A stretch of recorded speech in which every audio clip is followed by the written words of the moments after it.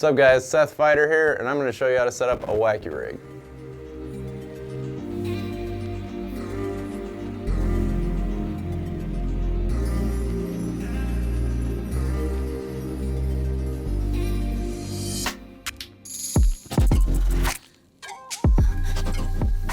A wacky rig's probably the most simple rig to set up. Not a lot to it, but very effective for catching fish. First off, start with your hook.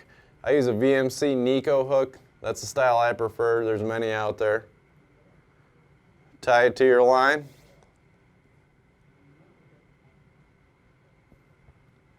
Choose whatever knot you want. I choose this one. Yeah, choose whatever knot you like, polymer or shark knot. I'm a shark knot guy.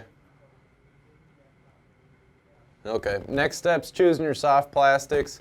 This excels with stick style worms. Straight tail worms work well too, but the stick style bait is probably the hardest to beat. Best wacky rigging bait there is.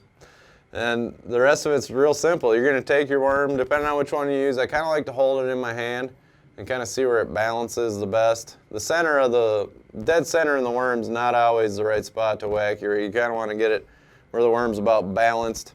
Here it happens to be on this worm right about here. So you can see the worm's balanced side to side on there. And basically just shoving the hook straight through the middle of the bait. And that's your basic wacky rig. This excels in shallow water. Clear water, dirty water, doesn't much matter, but awesome finesse technique, and this is a straight up get bit rig. Doesn't matter the season, doesn't matter the kind of fish you're fishing for. This will catch you a lot of fish and get you bites fishing behind other people. Now there is a couple variables when rigging it. A lot of times I'll rig it just hook and worm. There's another option if you're worried about baits, if you want to conserve some more baits. Another option is using an O-ring. They're cheap, you can get them anywhere.